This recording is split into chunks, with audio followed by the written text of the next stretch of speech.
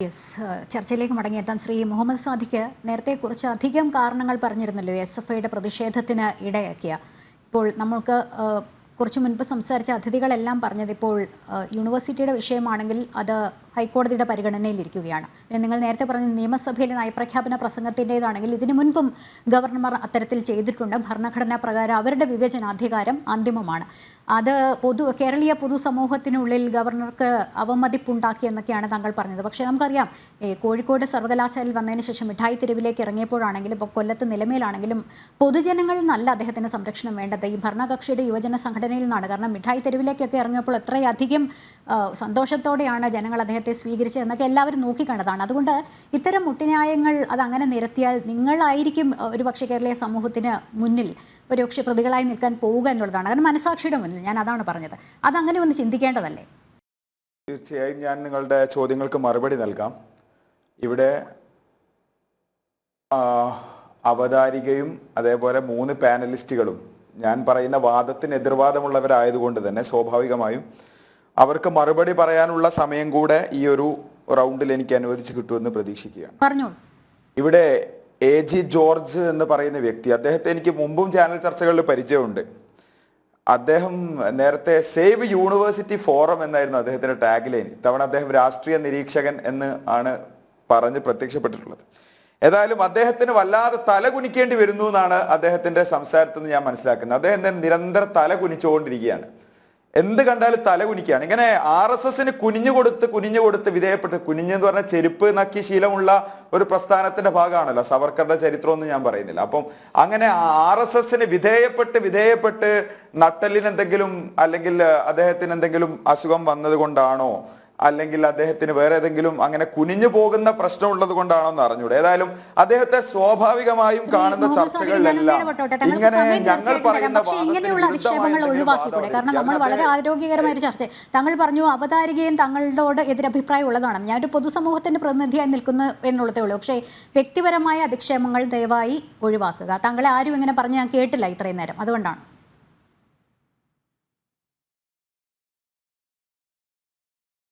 അല്ല, ഞാനത് പറയാൻ കാര്യം എന്താ വെച്ചാൽ, സേവ് യൂണിവേഴ്സിറ്റി ഫോറത്തിന്റെ ആളാണെങ്കിൽ ആ നിലയിൽ സംസാരിക്കുക, രാഷ്ട്രീയ നിരീക്ഷകനാണെങ്കിൽ രാഷ്ട്രീയം കൃത്യമായി നിരീക്ഷിക്കുക. RSSന് വിധേയപ്പെട്ട്, സംഘപരിവാറിന് വിധേയപ്പെട്ട് അതിന്റെ കണ്ണാടിയിലൂടെ രാഷ്ട്രീയത്തെ നിരീക്ഷിക്കുകയും നിരന്തരം തല കുനിഞ്ഞു പോവുകയും ചെയ്യുന്നുണ്ടെങ്കിൽ ആ തല കുനിയലിന് എന്തെങ്കിലും പ്രശ്നമുണ്ട് എന്ന് മാത്രമേ ഞാൻ സൂചിപ്പിച്ചുള്ളൂ. അത് വ്യക്തിപരമായ ആക്ഷേപമായിട്ട് അദ്ദേഹത്തിന് തോന്നിയിട്ടുണ്ടാകുമെന്ന് ഞാൻ കരുതുന്നില്ല. അവതാരികക്ക് ആ നിലയിൽ തോന്നിയിട്ടുണ്ടെങ്കിൽ ഞാൻ ആ ഭാഗം ഉപേക്ഷിച്ച് അടുത്തൊരു ഭാഗത്തിലേക്ക് പ്രവേശിക്കുകയാണ്. അദ്ദേഹം പറഞ്ഞ ഒരുപാട് കാര്യങ്ങൾ, നയപ്രഖ്യാപനത്തെ സംബന്ധിച്ച് വിദ്യാർത്ഥി സംഘടനയുടെ പ്രതിനിധി എന്തിനാ പറയുന്നത്? അത് മുതിർന്ന ആളുകൾ പറഞ്ഞാൽ പോരെന്ന്. അദ്ദേഹം എന്താ മനസ്സിലാക്കിയത്? വിദ്യാർത്ഥികൾ എന്ന് പറഞ്ഞാൽ 18 വയസ്സിന് മുകളിലുള്ള വോട്ടർമാർ ഉൾപ്പെടെയാണ് കേരളത്തിലെ സർവകലാശാലകളുടെ വിദ്യാർത്ഥികൾ. ഞാനൊരു വോട്ടറാണ്. നിയമസഭാ തെരഞ്ഞെടുപ്പിൽ വോട്ട് ചെയ്ത ആളാണ്, പാർലമെന്റ് തെരഞ്ഞെടുപ്പിൽ വോട്ട് ചെയ്ത ആളാണ്, പഞ്ചായത്ത് തെരഞ്ഞെടുപ്പിൽ വോട്ട് ചെയ്ത ആളാണ്. കേരളത്തിന്റെ നിയമസഭയിൽ ഒരു സർക്കാരിനെ പ്രതിനിധീകരിച്ച് നയപ്രസംഗം നടത്തേണ്ട ഗവർണർ അദ്ദേഹത്തിന്റെ പ്രസംഗത്തിൽ ചുരുങ്ങലുണ്ടാകുന്ന സമയത്ത്, സ്വാഭാവികമായ രീതിയിൽ നിന്ന് വ്യതിയാനം ഉണ്ടാകുന്ന സമയത്ത് അദ്ദേഹത്തിന്റെ വാശിയും അദ്ദേഹത്തിന്റെ വൈരാഗ്യവും അദ്ദേഹത്തിന്റെ സ്വഭാവ ദൂഷ്യങ്ങളും എല്ലാം പ്രകടിപ്പിക്കാനുള്ള വേദിയായി കേരളത്തിലെ ബഹുമാനപ്പെട്ട നിയമസഭാ അംഗണത്തെ പോലും അദ്ദേഹം മാറ്റുമ്പോൾ അതിൽ ഞങ്ങൾ പ്രതികരിക്കും. അപ്പൊ പ്രതികരിക്കുന്ന സമയത്ത് നമുക്ക് പ്രായമായിട്ടില്ല, കുറച്ചുകൂടെ മുതിരട്ടെ എന്നൊക്കെ പറയുന്നത് അദ്ദേഹത്തിന് എന്തോ അമ്മാവൻ സിൻഡ്രം. ഞാൻ ഇങ്ങനെ ഒരു പലതരം സിൻഡ്രത്തിന്റെ പേര് പറഞ്ഞ് അദ്ദേഹത്തെ വീണ്ടും വ്യക്തിപരമായി ആക്ഷേപിക്കുന്നു എന്നുള്ള തോന്നൽ ഉണ്ടാക്കുന്നില്ല. ഏതായാലും വിദ്യാർത്ഥികൾ, കുട്ടികളൊക്കെ രാഷ്ട്രീയം പറയും, വിദ്യാർത്ഥികളൊന്നും രാഷ്ട്രീയം പറയേണ്ടതില്ല, അതൊക്കെ മുതിർന്ന ആളുകൾ പറയേണ്ടതാണ് എന്നുള്ളൊരു ധാരണയുണ്ടെങ്കിൽ ആ ധാരണ അദ്ദേഹം തിരുത്തുന്നത് നല്ലതായിരിക്കും എന്നുള്ളതാണ്. പിന്നെ കേരളത്തിലെ സർവകലാശാലകളെ സംബന്ധിച്ചുള്ള അദ്ദേഹത്തിന്റെ വലിയ ആശങ്കകളൊക്കെ അദ്ദേഹം പറഞ്ഞു. എന്നിട്ട് പറഞ്ഞു, സർവകലാശാലയിൽ നോമിനേറ്റ് ചെയ്യാൻ, നാമനിർദ്ദേശം ചെയ്യാൻ അധികാരമുണ്ട് ചാൻസലർക്ക്. അതിൽ ആർക്കാ തർക്കം? നാമനിർദ്ദേശം ചെയ്യാൻ അധികാരമുണ്ട്. ആ നാമനിർദ്ദേശം എങ്ങനെയായിരിക്കണം? സാധാരണഗതിയിൽ എങ്ങനെയാ കേരളത്തിലെ സർവകലാശാലകൾ നടക്കാറുള്ളത്?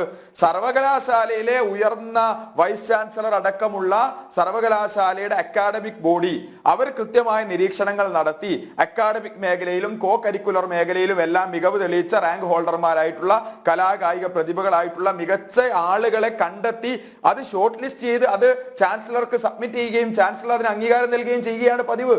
ഇതിപ്പോ എന്താ ചെയ്തിരിക്കുന്നത്? കാലിക്കറ്റ് സർവകലാശാലയിലേക്ക് തെരഞ്ഞെടുത്തിരിക്കുന്ന പ്രതിനിധികൾക്ക് എന്ത് യോഗ്യതയാണുള്ളത് എന്നുള്ളത് നിങ്ങൾ അന്വേഷിച്ച് നോക്കുന്നത് നല്ലതായിരിക്കും. പിന്നെ RSSനെ സംബന്ധിച്ചിടത്തോളം യോഗ്യത എന്ന് പറയുന്നത് അതിന്റെ മാനദണ്ഡം കഴിഞ്ഞ ദിവസം പത്മശ്രീ പ്രഖ്യാപിച്ച സമയത്ത് നമ്മൾ കണ്ടു, പ്രഖ്യാപിക്കുകയാണ്. ഇപ്പം ഒരുപക്ഷെ JR പത്മകുമാറിന് ഭാവിയിൽ പത്മശ്രീ പുരസ്കാരം കിട്ടിക്കൂടായില്ല. കാരണം അദ്ദേഹത്തിന്റെ പേരിൽ ഒരു പത്മയുണ്ട് എന്നുള്ളത് കൊണ്ട് ഒരുപക്ഷെ പുരസ്കാരം നൽകിയേക്കാം. കഴിഞ്ഞ ദിവസങ്ങൾ കുറെ തമ്പുരാട്ടിമാർക്കും അതേപോലെ താങ്കളെക്കാൾ വിദ്യാഭ്യാസ യോഗ്യത ഉണ്ട് എനിക്ക്. നിങ്ങൾ പത്മല്ല ഞാൻ താങ്കളെക്കാൾ വിദ്യാഭ്യാസ യോഗ്യതയുണ്ട്. താങ്കളുടെ നേതാക്കന്മാർ കിട്ടിയ യോഗ്യതയൊക്കെ അറിയാമല്ലോ. BCom പാസ്സാകാത്ത ആൾ MCom പാസ്സായി, ഇംഗ്ലീഷ് നേരെ ഉച്ചരിക്കാൻ അറിയാത്ത ഒരു വിദ്യാഭ്യാസ ഹയർ എഡ്യൂക്കേഷൻ മിനിസ്റ്ററായി. ഇതൊക്കെ എല്ലാവർക്കും അറിയാമല്ലോ. അപ്പം മാന്യമായി സംസാരിക്കുക. ആളുകളുടെ ചർച്ചയിൽ ആക്ഷേപിക്കുന്നതല്ല മിടുക്ക്. നിങ്ങൾ വ്യക്തമായി കാര്യങ്ങൾ പറയുക. നിങ്ങൾക്കെതിരെ ഉന്നയിച്ചിട്ടുള്ള ആരോപണങ്ങൾക്ക് വ്യക്തമായി മറുപടി പറയുക. അല്ല, ഞാൻ സംസാരിക്കട്ടെ. അതല്ല, ഞാൻ പറഞ്ഞ അത്രേ ഉള്ളൂ. നിങ്ങൾക്കെതിരായി നിങ്ങളുടെ സംഘടനയ്ക്കെതിരായി ഉന്നയിച്ചിട്ടുള്ള ആരോപണങ്ങൾക്ക് വ്യക്തമായി മറുപടി പറയുക. അല്ല, പത്മമുള്ളതുകൊണ്ട് പത്മശ്രീ കിട്ടുമെന്നുള്ളതല്ല. ലക്ഷ്മി AKG സെന്ററിന്റെ കസേരയിൽ കിടന്ന് വാലും ചുരുട്ടി കിടക്കുന്നവരൊക്കെയാണ് നേതാവെന്നും പ്രസംഗിക്കുന്നത്. അല്ല, നമുക്കറിയാം നിങ്ങളുടെ സീമയ്ക്ക് കിട്ടിയത് എങ്ങനെയാണ്, ബിന്ദു മന്ത്രിയായത് എങ്ങനെയാണ്, അത് ഓരോരുത്തർക്കും അറിയാം. അപ്പൊ അതിനെ കുറിച്ചൊന്നും ഞങ്ങളെ കൊണ്ട് പറയിപ്പിക്കരുത്. നമുക്കൊക്കെ അറിയാം. ഓരോ നേതാക്കന്മാരെയും നിങ്ങളുടെ നേതാക്കന്മാരുടെ പുരുഷ സ്ത്രീ നേതാക്കന്മാരുടെ കഴിവുകളൊക്കെ ഞങ്ങൾക്കറിയാം. ഇത് ഒരു പുസ്തകമാണ് കേരളത്തില്. അത് വേണമെങ്കിൽ അവിടെ അയച്ചു തരാം. പക്ഷെ അതുകൊണ്ട് ഞങ്ങളെ ചർച്ചയില്ലാതെ പറയിപ്പിക്കരുത്. ഞാനൊന്ന് ഇടപെടുകയാണ്. ഇവരെല്ലാവരും ഒരു സ്ത്രീയെ കാണാനില്ലായിരുന്നപ്പോ നിങ്ങളുടെ ഒരു വലിയ നേതാവിനെ എവിടെ വേണമെന്ന് പറഞ്ഞപ്പോ മുഖ്യമന്ത്രി പറഞ്ഞ കാര്യം, നിങ്ങളുടെ അന്നത്തെ മുഖ്യമന്ത്രി ഇന്ന വീട്ടിൽ തപ്പാൻ പറഞ്ഞ കാര്യം വരെ ഞങ്ങൾക്കറിയാം. അതുകൊണ്ട് ആ കാര്യങ്ങളൊന്നും പറഞ്ഞു പോകരുത്. ശ്രീ മുഹമ്മദ് സാദിഖ്, ഞാൻ പറഞ്ഞല്ലോ, വ്യക്തിപരമായ അധിക്ഷേപങ്ങൾ വരുമ്പോൾ തീർച്ചയായും തിരിച്ച് പ്രതികരണം ഉണ്ടാകും. അതുകൊണ്ട് ശ്രീ മുഹമ്മദ് സാദിഖ്, താങ്കൾ ദയവ് ചെയ്ത് പ്രകോപിപ്പിക്കരുതെന്ന് എനിക്ക് പറയാനുള്ളൂ. കലാലയങ്ങൾ എന്ത് വേണമെങ്കിലും ആയിക്കോളൂ, പക്ഷേ ഈ ഒരു ചർച്ചയിൽ അത് പാടില്ല. താങ്കൾ തുടർന്നോളൂ, പക്ഷേ വ്യക്തിപരമായ അധിക്ഷേപം വേണ്ട. അല്ല, ഞാൻ തുടരാം. എനിക്ക് പറയാനുള്ള വാദങ്ങൾ ഞാൻ പറയുന്നു. അതിന് മറുവാദം അദ്ദേഹത്തിന്റെ അവസരത്തിൽ അദ്ദേഹത്തിന് പറയാം. ഞാനിവിടെ കൃത്യമായി തന്നെ കാര്യങ്ങൾ പറയുന്നത്. കൃത്യമായ കാര്യങ്ങൾ പറയും.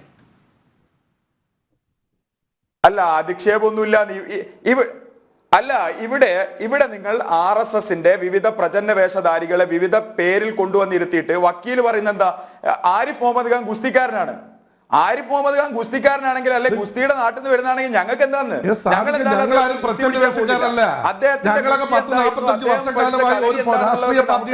പിന്നിൽ പ്രവർത്തിച്ചിട്ട് വന്ന ആളുകളാണ് ഞങ്ങൾ. പ്രചണ്ഡ വേഷ അല്ല. ഇതിലിരിക്കുന്ന രാജേന്ദ്രൻ ഒരു അഭിഭാഷക സംഘടനയുടെ നേതാവാണ്. അദ്ദേഹം പ്രചണ്ഡ വേഷമല്ല. ഡോക്ടർ അറിയപ്പെടുന്ന ഒരു വിദ്യാഭ്യാസ വിദഗ്ധനാണ്. അതാണ് ഞങ്ങൾക്കാർക്കും ഒരു വേഷവും വേണ്ട. നിങ്ങൾക്കാണ് പ്രചണ്ഡ വേഷം ആവശ്യം. ഈ ഓരോ തലത്തിൽ അപ്പോയിന്റ് ചെയ്ത ആളുകളുണ്ടല്ലോ, അത് നിങ്ങൾക്കാണ് പ്രചണ്ഡ വേഷത്തിന്റെ ആവശ്യം. ഞങ്ങൾ എന്നെ സംബന്ധിച്ച് ഞാൻ 40-45 വർഷം ഒരു രാഷ്ട്രീയ പാർട്ടിയിൽ മറുപടി പറയുന്നത് എന്തിനാണ്? ഞങ്ങൾ പറയുന്ന ഓരോ വാചകത്തിന് ഇദ്ദേഹം മറുപടി പറയുന്നത് എന്തിനാണ്?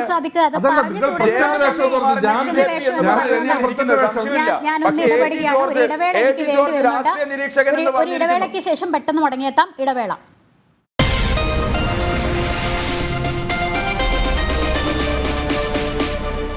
ശ്രീ JR പത്മകുമാർ, ഗവർണറുടെ തന്നെ വാക്കുകൾ കടമെടുത്താൽ, അല്ലെങ്കിൽ ഒരു പക്ഷേ സംഭവിക്കാൻ സാധ്യത ഉണ്ടായിരുന്നത് സംസ്ഥാന സർക്കാരിൻ്റെ ഭരണപരാജയം. കാരണം നമുക്കറിയാം, സാമ്പത്തികമായിട്ടൊക്കെ വലിയ തകർച്ചയിലാണ് സംസ്ഥാനം. അത് മറയ്ക്കാൻ വേണ്ടി ക്രമസമാധാന പ്രശ്നങ്ങൾ ഉണ്ടാക്കുന്നു. അതിനുശേഷം അത് കേന്ദ്രത്തിൻ്റെ ശ്രദ്ധയിൽപ്പെടുന്നു. അവിടുന്ന് ഒരു ഇടപെടൽ വന്നാൽ ഇരവാദം ഉന്നയിക്കാൻ തയ്യാറായിരിക്കുന്നു. പക്ഷേ അതും പൊളിഞ്ഞു എന്ന് തന്നെ പറയണം. കാരണം Z+ കാറ്റഗറി നൽകി അദ്ദേഹത്തിൻ്റെ സുരക്ഷ ശക്തമാക്കുകയാണ് കേന്ദ്ര സർക്കാർ ചെയ്തത്.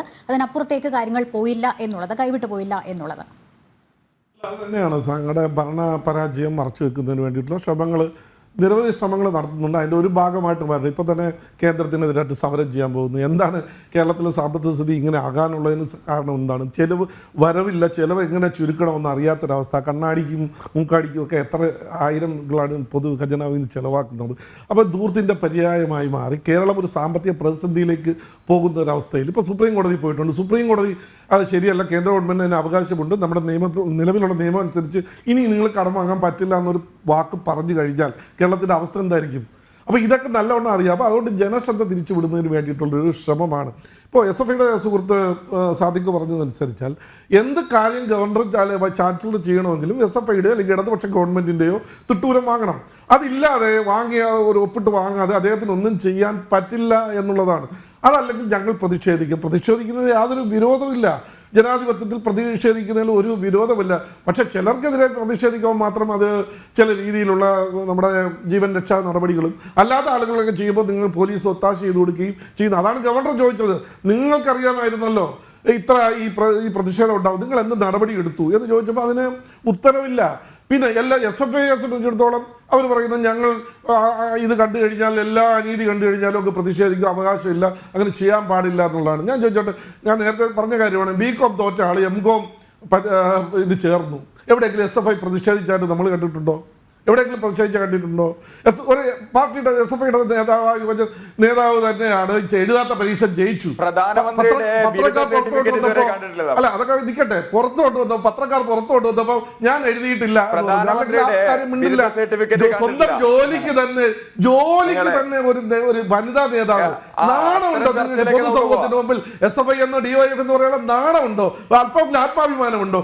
ഒരു കള്ള സർട്ടിഫിക്കറ്റ് ഉണ്ടാക്കി ഒരു ജോലിക്ക് ശ്രമിച്ചിട്ട് ആ കുട്ടിയെ, ആ സ്ത്രീയെ തള്ളിപ്പറയാനുള്ള ഒരു ബാധ്യതയെങ്കിലും ഗവർണർക്കെതിരെ പോകുന്ന നിങ്ങൾ അല്പമെങ്കിലും ആത്മാഭിമാനം ഉണ്ടെങ്കിൽ ആ സ്ത്രീയെ വിദ്യയെ തള്ളിപ്പറയണമായിരുന്നു. SFI തള്ളിപ്പറഞ്ഞിട്ടുണ്ടോ? നിങ്ങൾ തള്ളിപ്പറഞ്ഞിട്ടില്ല. ഒരു വലിയ രാഷ്ട്രീയ നേതാവിന്റെ ഭാര്യയെ അപ്പോയിന്റ്മെന്റ് ചെയ്ത് പിരിച്ചുവിട്ടു.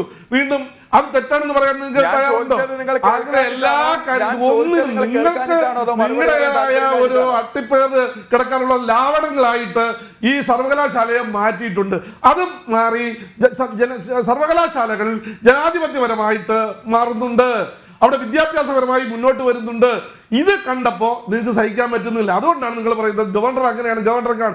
പ്രിയ സുഹൃത്തെ, ഞാനൊന്ന് ചോദിക്കട്ടെ, ഇന്നത്തെ ഉന്നത വിദ്യാഭ്യാസ മേഖലയുടെ അവസ്ഥകളൊന്ന് പരിശോധിച്ച് നോക്കൂ.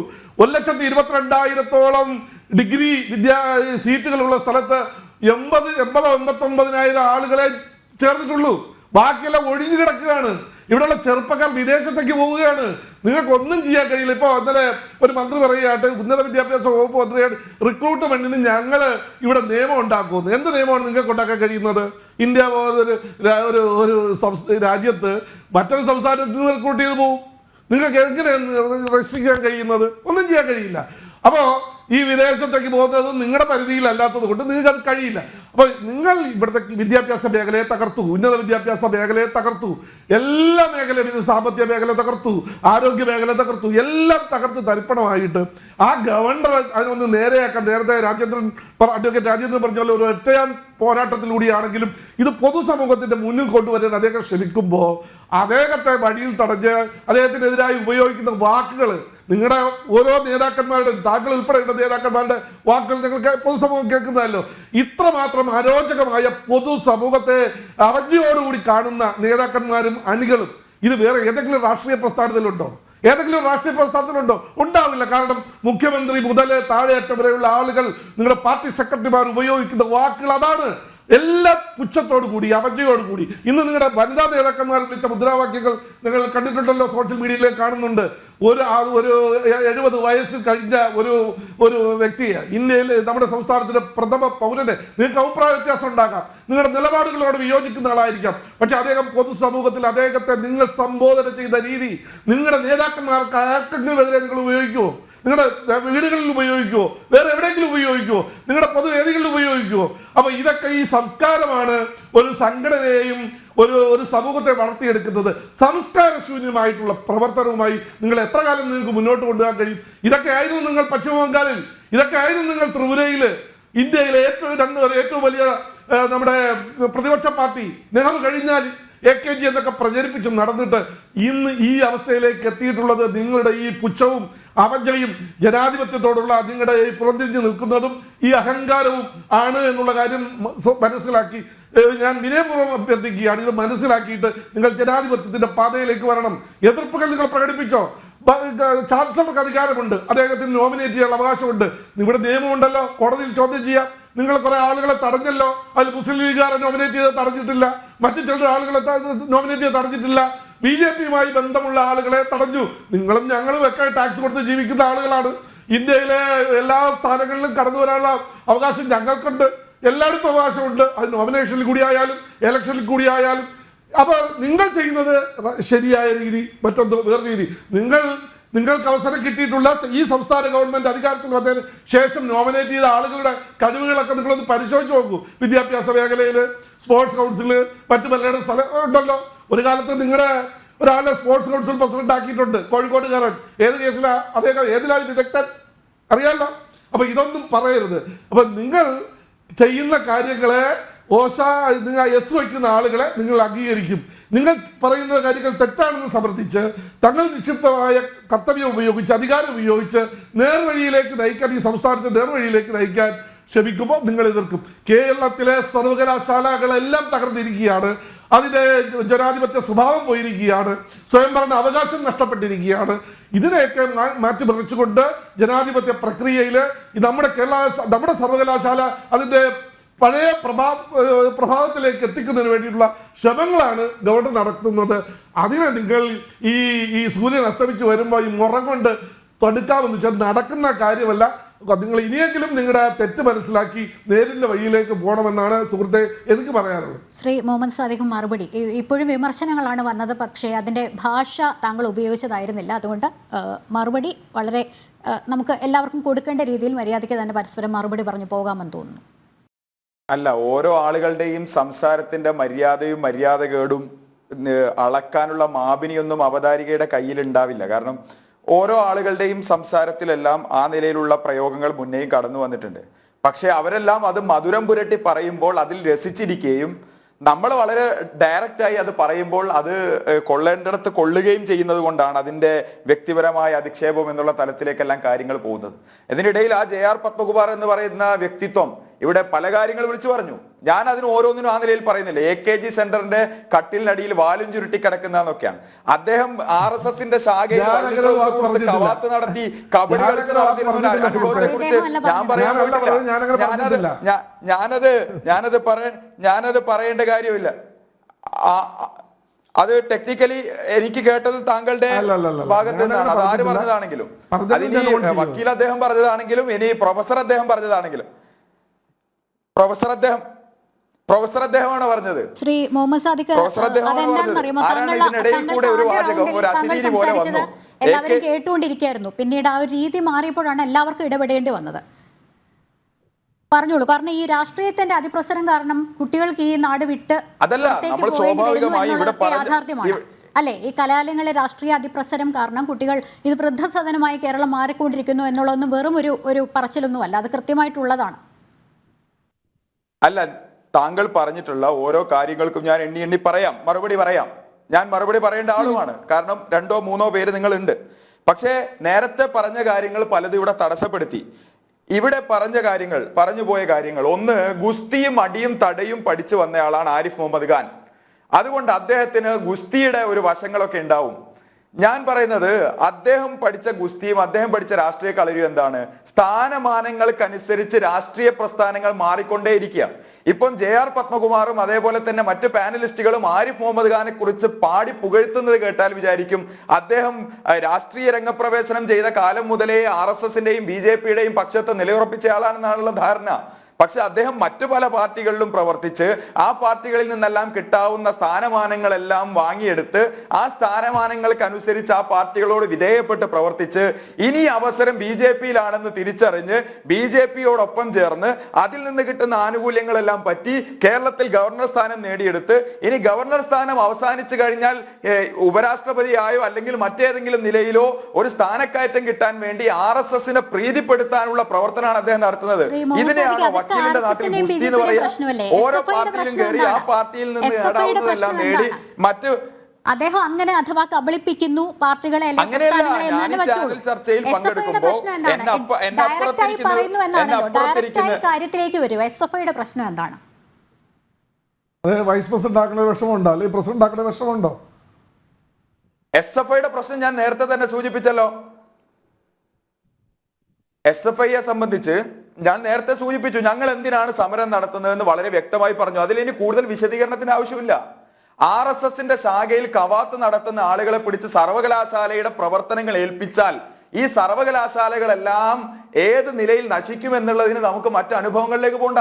കേരളത്തിലെ ഉന്നത വിദ്യാഭ്യാസ മേഖലയെ സംബന്ധിച്ച് വളരെ ആശങ്കപൂർവ്വം സംസാരിക്കുന്ന ഇവരൊന്നും ഇന്ത്യയിലെ സെൻട്രൽ യൂണിവേഴ്സിറ്റികളെ കുറിച്ച് സംസാരിക്കുന്നില്ലല്ലോ. കേന്ദ്ര സർവകലാശാലകൾ ഇവർ നടത്തിക്കൊണ്ടിരിക്കുന്ന നിയമനങ്ങൾ എന്താണ്, കേന്ദ്ര സർവകലാശാലകൾ എന്താണ് നടന്നുകൊണ്ടിരിക്കുന്നത് എന്നുള്ളതൊന്നും ഇവിടെ ആരും ചർച്ച ചെയ്യുന്നില്ല. ഇവിടെ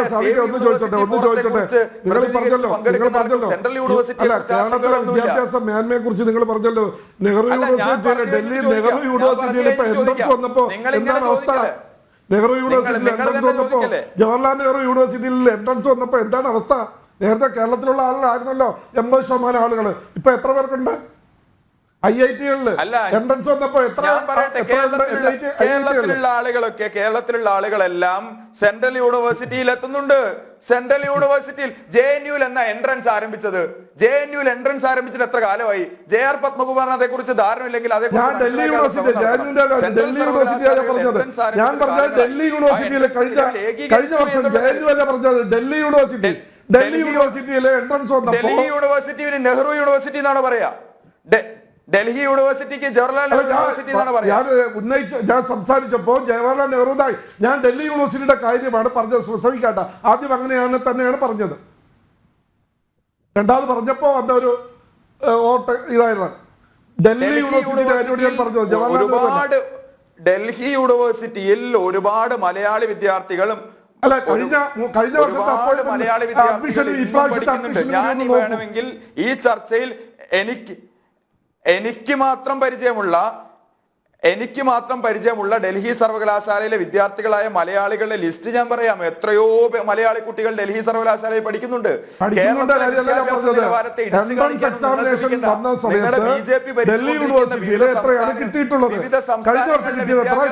എന്താണെന്നുള്ളതെല്ലാം നമുക്ക് കൃത്യമായി അറിയാം. കേരളം 1957 ഒന്നാം EMS സർക്കാർ അധികാരത്തിൽ വന്നത് മുതൽ ഇങ്ങോട്ട് കേരളത്തിൽ നടപ്പിലാക്കിയ വിദ്യാഭ്യാസ പരിഷ്കരണങ്ങൾ വിദ്യാഭ്യാസ മേഖലയിലും ഏറ്റവും മുന്നിൽ നിൽക്കാണ്. ഏറ്റവും മുന്നിൽ തന്നെയാണ് നിൽക്കുന്നത്. കേരളത്തിലെ വിദ്യാഭ്യാസ മേഖലയിൽ എല്ലാ വിദ്യാർത്ഥികൾക്കും വളരെ ഉന്നതമായ നിലവാരത്തിൽ പഠിക്കാനുള്ള അവസരങ്ങൾ ഒരുക്കി തന്നെയാണ് കേരളത്തിലെ ഗവൺമെന്റ് മുന്നോട്ട് പോയിക്കൊണ്ടിരിക്കുന്നത്. അത് പ്രാഥമിക വിദ്യാഭ്യാസ മേഖലയിലും നിങ്ങൾക്ക് കാണാം, ഉന്നത വിദ്യാഭ്യാസ മേഖലയിലും കാണാം. നിങ്ങൾ ഈ ചർച്ചയെ ആരിഫ് മുഹമ്മദ് ഖാനിൽ നിന്നും മാറ്റി മറ്റ് തലങ്ങളിലേക്ക് കൊണ്ടുപോകാൻ ശ്രമിക്കുന്നതിന്റെ ഉദ്ദേശമെല്ലാം നമുക്ക് മനസ്സിലാവും. കേരളത്തിലെ ഗവർണർ ആയിട്ടുള്ള ആരിഫ് മുഹമ്മദ് ഖാൻ കേന്ദ്രത്തിലെ RSSന്റെ നിർദ്ദേശങ്ങൾക്കും തിട്ടൂരങ്ങൾക്കും അനുസരിച്ച് ഓരോ ദിനവും കാണിച്ചു കൂട്ടുന്ന ഗോഷ്ഠികളാണ് ഇന്ന് ഈ കാണുന്ന നിലയിലേക്ക് കേരളത്തിന്റെ രാഷ്ട്രീയ അന്തരീക്ഷത്തിലേക്ക് പ്രശ്നങ്ങൾ സൃഷ്ടിക്കുന്നത്. അല്ലാതെ വിദ്യാർത്ഥി സംഘടനകൾ സമരം നടത്തുമ്പോൾ ആ സംഘടനകളുടെ സമരത്തെ ഈ നിലയിൽ പുച്ഛിച്ചും അവമതിച്ചും റോട്ടിലിറങ്ങിയും അതേപോലെ തന്നെ റോട്ടിലേക്ക് ഇറങ്ങി വന്ന്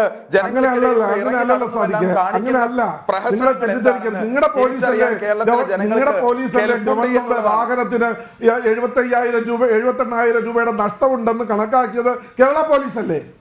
അപ്പൊ പിന്നെ നിങ്ങളുടെ സമരം നിങ്ങൾ പറയുന്ന രീതിയിൽ വലിയ മാന്യമായിട്ടുള്ള സമരമാണെന്ന് എങ്ങനെ പറയാൻ പറ്റും?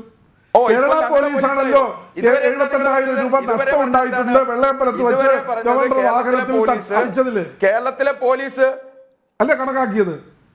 അല്ല സെൻട്രൽ പോലീസ് അല്ലല്ലോ, രാജ്ഭവൻ വേറെ പോലീസ് അല്ലല്ലോ. അതിനാണല്ലോ രണ്ടാഴ്ച 3 ആഴ്ച നിങ്ങളുടെ നേതാക്കന്മാർ ജയിലിൽ കിടന്നത്. ചെയ്യുന്നില്ല നേരത്തെ വാദം. ഇപ്പം വാദം മാറിയോ?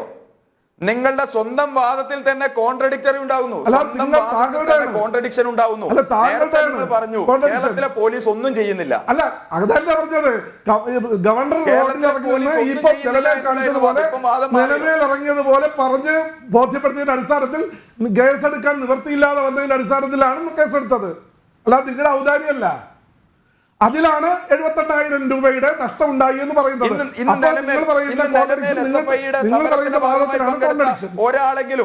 ഒരാളെങ്കിലും ഇന്ന് നിലമേലിൽ ഒരാളെങ്കിലും ആ കാറിന്റെ മേൽ സ്പർശിച്ചോ? ആ കാറിന്റെ മേൽ ഒരാളെങ്കിലും ഇന്ന് സ്പർശിക്കുന്ന അനുഭവം ഉണ്ടായോ നിലമേലിൽ? നിങ്ങൾ പറ. ഒരാളെങ്കിലും ആ കാറിൽ അടിക്കുന്നു. അത് നിയന്ത്രിക്കപ്പെടേണ്ടതാണ് എന്നുള്ളതാണ്. നേരത്തെ പോലീസിന് അറിയാമായിരുന്നു. ഇത്രയും പത്രക്കാരോട് വന്ന എങ്ങനെ ഒരു നിങ്ങളുടെ മുഖ്യമന്ത്രി യാത്ര പോകുമ്പോൾ ഒരു ഷൂ പോയത് വീഡിയോയിൽ എടുത്തതിന്റെ പേരിൽ പത്രപ്രവർത്തകർക്കെതിരെ കേസെടുത്തതാണ്. നിലവിൽ ഇത്രയും പത്രപ്രവർത്തകർ വന്നെങ്ങനെ, പോലീസ് ഇത്രയും വന്നത് എങ്ങനെ? അപ്പൊ നിങ്ങൾ നേരത്തെ പ്ലാൻഡ് ആയിരുന്നല്ലോ. അപ്പൊ അങ്ങനെ പ്ലാൻ ചെയ്യുമ്പോ പോലീസിന്റെ ഡ്യൂട്ടി എന്താ? പോലീസിന്റെ ഡ്യൂട്ടി എന്താ? അത് ഒഴിവാക്കുകയല്ലേ? ഷൂ എറിഞ്ഞതല്ലേ? അല്ല, ഷൂ എറിഞ്ഞപ്പോ ഫോട്ടോ ഒന്ന് വീഡിയോ എടുത്തപ്പോ നേരത്തെ പ്ലാൻ ചെയ്തതാണ്. പത്രപ്രവർത്തകർ ഷൂ എറിയുന്ന ആളും കൂടെ ഗൂഢാലോചന നടത്തിയാണെന്ന് പറഞ്ഞ് കേസെടുത്താലോ നിങ്ങള്? അപ്പൊ അതാ വാദമാണ് ഞാൻ തിരിച്ചു ചോദിക്കുന്നത്. യാത്രയുടെ സമയത്ത് ആർക്കും കറുത്ത വസ്ത്രം ഇട്ടുകൊണ്ടൊന്നും പോകാൻ സാധിക്കില്ലായിരുന്നു. അടിച്ചൊതുക്കിയ ഗൺമാനെതിരെ ഇപ്പോൾ 1 മാസം കഴിഞ്ഞിട്ട് ചോദ്യം ചെയ്യലിന് വിളിപ്പിച്ചിട്ടുണ്ട്. ഈ അടിച്ച് ഒതുക്കുകയായിരുന്നു അക്ഷരാർത്ഥത്തിൽ പറഞ്ഞ. അപ്പോൾ തിങ്കളാഴ്ച ആണ് ഇത്രയും വലിയ പ്രതിഷേധങ്ങൾക്കൊടുവിൽ ഗവൺമെന്റിനെ ചോദ്യം ചെയ്യാൻ പോലീസ് വിളിപ്പിച്ചിരിക്കുന്നത്. എന്തായാലും അങ്ങനെ ഇരട്ട നീതി, അതിനെക്കുറിച്ചാണ് ശ്രീ JR പത്മകുമാർ ആദ്യം തന്നെ പറഞ്ഞത്. ഒരു ഇടവേളയ്ക്ക് ശേഷം പെട്ടെന്ന് മടങ്ങിയെത്താം.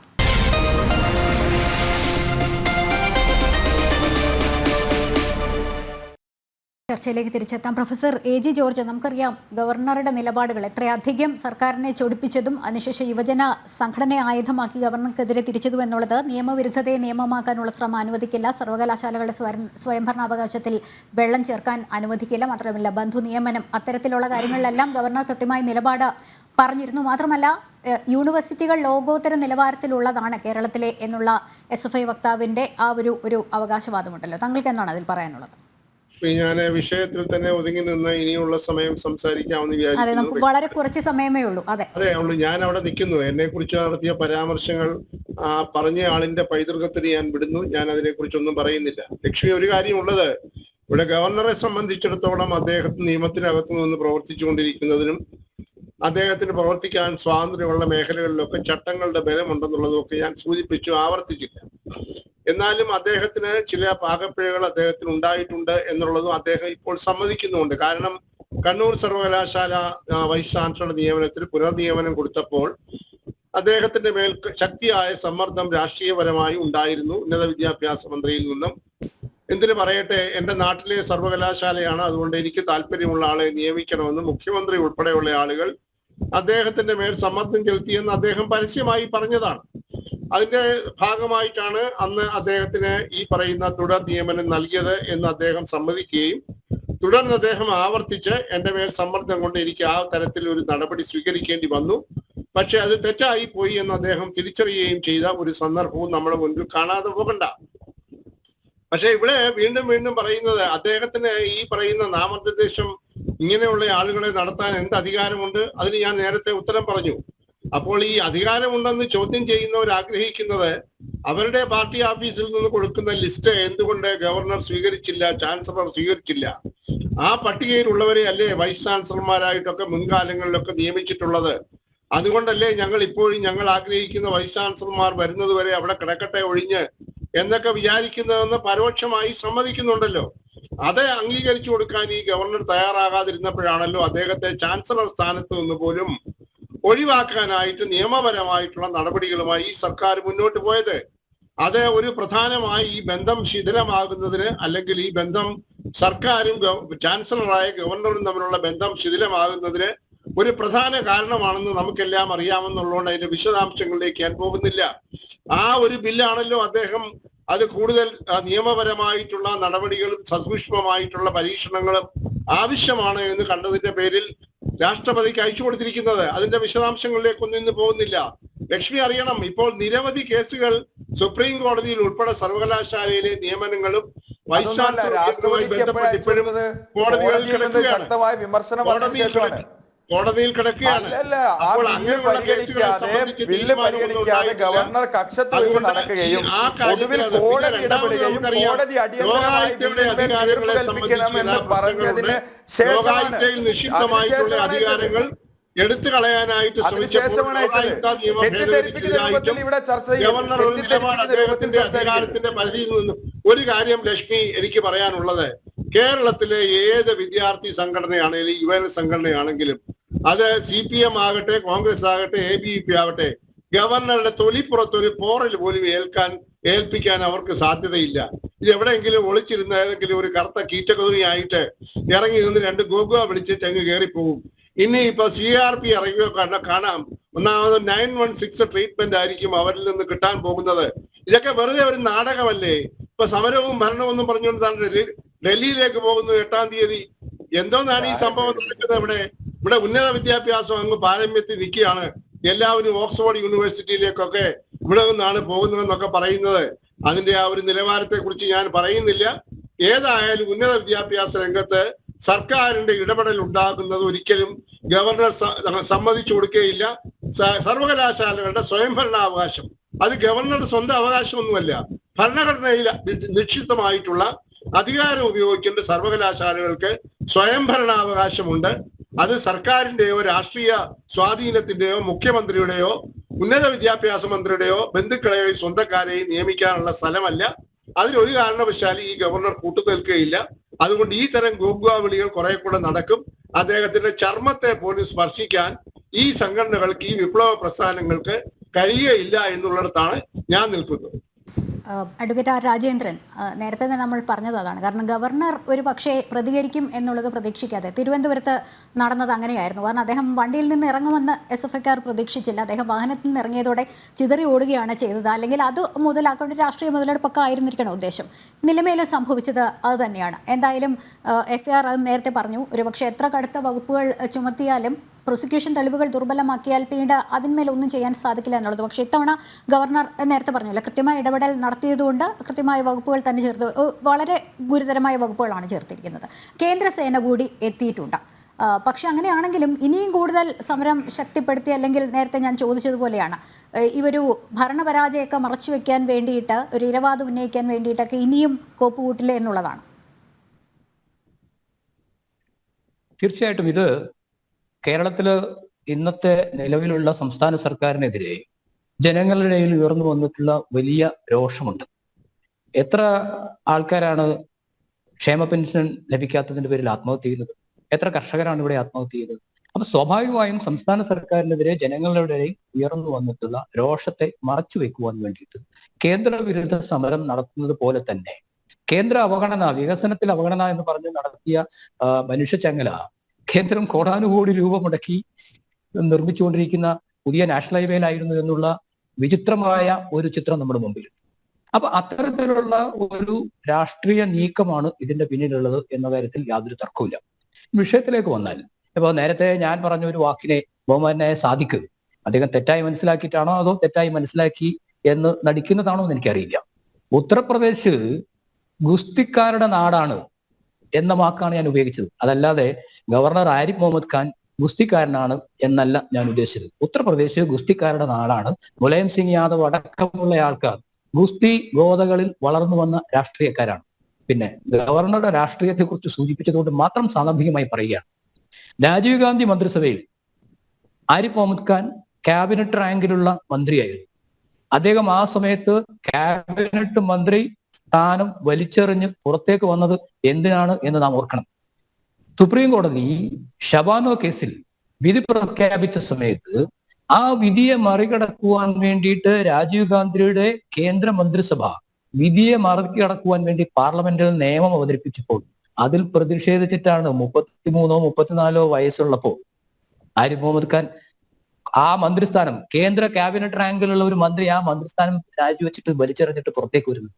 ഒരു ആദർശ ധീരനായ വ്യക്തിയാണ് കേരളത്തിലെ ഗവർണർ എന്ന് പറയുന്നതിൽ എനിക്ക് യാതൊരു തർക്കമില്ല, എനിക്ക് യാതൊരു സംശയമില്ല. പിന്നെ ഈ വിഷയത്തിലേക്ക് വന്നാൽ, ഇന്നിപ്പോ ചടയമംഗലത്ത് നടന്ന പ്രക്ഷോഭം ഞാൻ നേരത്തെ സൂചിപ്പിച്ചല്ലോ. ഗവർണറെ സംബന്ധിച്ചിടത്തോളം അദ്ദേഹത്തെ പ്രൊട്ടക്ട് ചെയ്യേണ്ട പോലീസുകാർ അദ്ദേഹത്തിന്റെ യാത്രാ വിവരങ്ങൾ അടക്കം ചോർത്തി കൊടുക്കുകയും ഏതൊക്കെ സ്ഥലങ്ങളിൽ എവിടെയൊക്കെ സമരം ചെയ്യണമെന്ന് ആവശ്യമായ സംവിധാനങ്ങൾ ചെയ്തു കൊടുക്കുകയും ചെയ്യുന്നു എന്ന് കണ്ടപ്പോൾ അദ്ദേഹം ഒരു ഒറ്റയാൾ പോരാട്ടം നടത്തുകയാണ്. ഞാൻ നേരത്തെ സൂചിപ്പിച്ചു 118/2024 എന്ന് പറഞ്ഞൊരു ക്രൈം രജിസ്റ്റർ ചെയ്തിട്ടുണ്ട്. നേരത്തെ ഇലക്ഷൻ ചോദിച്ചു. 124-ഉം 353 വകുപ്പുകൾ, രണ്ടും നിയമം ജാമ്യം ലഭിക്കാത്ത വകുപ്പുകളാണ്. 124 എന്ന് പറയുന്നത് പ്രസിഡന്റ്, ഗവർണർ അടക്കമുള്ള പദവികൾക്കെതിരെ നടത്തുന്ന അക്രമ പ്രവർത്തനങ്ങളെ തടയാനുള്ള വകുപ്പാണ്. ജീവപര്യന്തം തടവ് വരെ ലഭിക്കാവുന്ന വകുപ്പാണത്. 353 എന്ന് പറയുന്നത് 5 വർഷം വരെ തടവ് ലഭിക്കാവുന്ന വകുപ്പാണ്. കേസ് കോടതിയിലേക്ക് എത്തുമ്പോൾ ഇത് പോലീസ് സുവമോട്ടോ രജിസ്റ്റർ ചെയ്ത കേസാണ്. എന്ന് പറഞ്ഞാൽ ഈ കേസിൽ പ്രധാനമായും സാക്ഷികളായി വരാൻ പോകുന്നത് ബഹുഭൂരിപക്ഷവും പോലീസുകാർ തന്നെയായിരിക്കും. എത്ര ലാഘവത്തോടു കൂടി ചാർജ് ഷീറ്റ് എഴുതി സമർപ്പിച്ചാൽ പോലും ഔദ്യോഗിക സ്ഥാനത്തിരിക്കുന്ന ആൾക്കാർ കോടതിയിൽ വന്ന് കൃത്യമായി സാക്ഷിമൊഴി പറയേണ്ടി വരും. അത്തരത്തിൽ സാക്ഷികൾ വന്ന് കോടതിയിൽ മൊഴി പറഞ്ഞു കഴിഞ്ഞാൽ ഒരു അഭിഭാഷകൻ എന്ന നിലയ്ക്ക് അതിന്റെ കോൺസിക്വൻസസിനെ കുറിച്ച് എനിക്ക് നന്നായിട്ട് അറിയാം. ഇന്ന് 12 ചെറുപ്പക്കാർ ജയിലിലേക്ക് പോയിട്ടുണ്ട്. അവരൊരു പക്ഷേ ഇത് മനസ്സിലാക്കുന്നുണ്ടാവില്ല. ഇന്നത്തെ കാലത്ത് ഒരു സ്വകാര്യ സ്ഥാപനത്തിൽ പോലും ജോലി വേണമെങ്കിൽ PCC പോലീസ് ക്ലിയറൻസ് സർട്ടിഫിക്കറ്റ് ആവശ്യപ്പെടുന്ന കാലാണ്. അതെ. ഈ ചെറുപ്പക്കാരൊക്കെ ഒരു നിവൃത്തിയില്ലാതെ വഴിയിൽ അലയുന്ന അവസ്ഥയിലേക്ക് ഈ സമരം കൊണ്ടുപോവുകയാണെങ്കിൽ ഒരു കാലത്ത് സംഭവിക്കാൻ പോകുന്നത്. കാരണം ഈ ഭയപ്പെടുത്തി കൂടെ നിർത്തുക, പ്രിൻസിപ്പലിന് കസേര കത്തിക്കുക, പ്രിൻസിപ്പലിന് ശവക്കൂടി ഉണ്ടാക്കുക വേണ്ട. എന്റെ സഹോദര ഞാൻ പറഞ്ഞു SFI എന്ന് പറയുന്നത് പ്രിൻസിപ്പലിന്റെ കസേര കത്തിക്കുക എന്ന തരത്തിലുള്ള ഒരു സംഘടനയാണ്. പക്ഷെ ചെറുപ്പക്കാരുടെ വിദ്യാർത്ഥികളുടെ ഭാവി അവതാളത്തിലാക്കരുത്. നാളെ SFI ആണെങ്കിൽ ഏത് സംഘടനയായാലും ഈ നാട്ടിൽ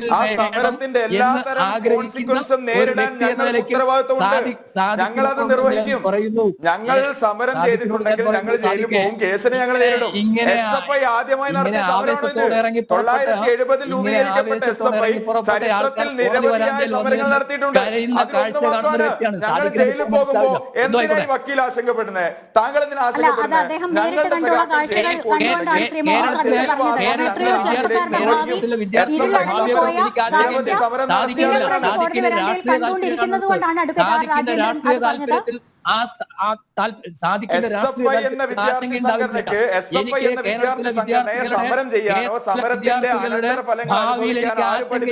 നിങ്ങൾക്ക് ആശങ്കയില്ല. നിങ്ങളെ പഠിപ്പിക്കാനല്ല ഞാൻ വന്നത്. ശ്രീ മുഹമ്മദ് സാദിഖ് ഈ തീപ്പൊരി പ്രസംഗങ്ങൾ കൊണ്ട് അല്ലെങ്കിൽ ഭയപ്പെടുത്തി കുട്ടികളെ കൂടെ നിർത്താൻ സാധ്യമായിരുന്നു. പക്ഷെ അവരുടെ ഭാവിയിൽ അടഞ്ഞു പോയാൽ ഈ SFI ആരും പഠിപ്പിക്കേണ്ട എന്ന് പറയുന്നത് പിന്നീട് അവർക്ക് തുണയായി വരില്ല എന്നുകൂടി ഓർത്തുകൊള്ളുക. അതുപോലെ താങ്കൾ നേരത്തെ പറഞ്ഞു ഈ മാബിനിയുടെ കാര്യം, അത് AKG സെന്ററിൽ മാത്രമേ ഉള്ളൂ എന്നും എനിക്കറിയാം. എന്തായാലും SFI തിരിച്ച് ചിന്തിക്കേണ്ട സമയമായിട്ടുണ്ട്. ഒപ്പം തന്നെ സംസ്ഥാന സർക്കാരും. കാരണം ഗവർണറാണോ ശരി അതോ അക്രമ സമരങ്ങൾ നടത്തുന്നവരാണോ ശരി എന്ന് കേരളീയ സമൂഹം തിരിച്ചറിഞ്ഞു കഴിഞ്ഞിരിക്കുന്ന സമയമാണ്. എന്തായാലും ചർച്ച ഇവിടെ പൂർത്തിയാവുകയാണ്. ചർച്ചയിൽ പങ്കെടുത്ത എല്ലാവർക്കും നന്ദി. നമസ്തേ.